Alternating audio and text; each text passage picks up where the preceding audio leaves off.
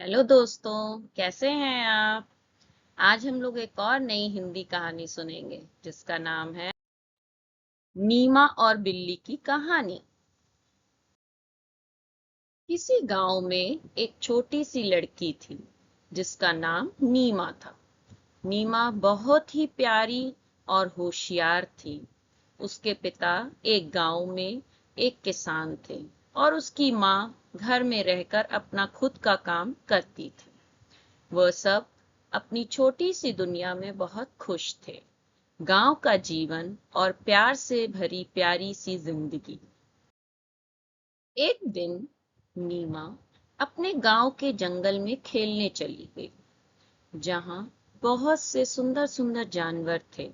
बहुत सी चिड़िया चहचहा रही थी। वहां की सुंदरता देखते ही बनती है।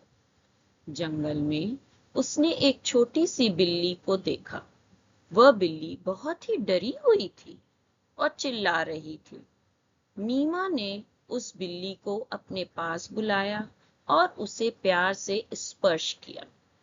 बिल्ली का डर कुछ हद तक कम हुआ और वह नीमा के पास बैठ गई। नीमा ने बिल्ली को खिलाया और प्यार से उसके साथ खेला।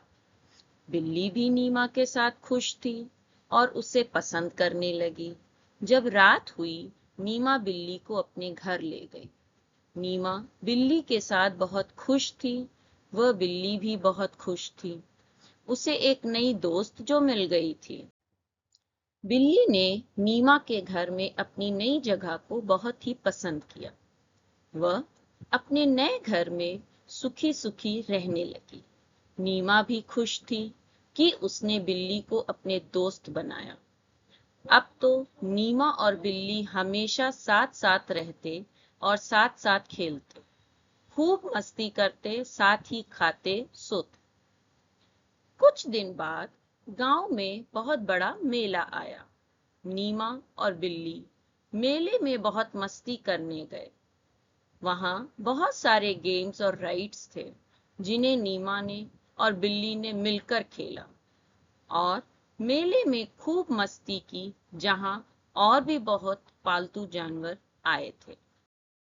मेले के अंत में नीमा ने एक छोटा सा खिलौना खरीदा और उसे बिल्ली को दे दिया।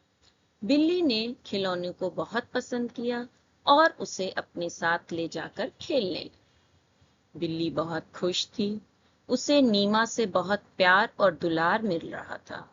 यही होती है असली दोस्ती। वह दोनों बहुत खुश थे क्योंकि उनके बीच में एक अद्भुत और अनूठी दोस्ती बन गई थी।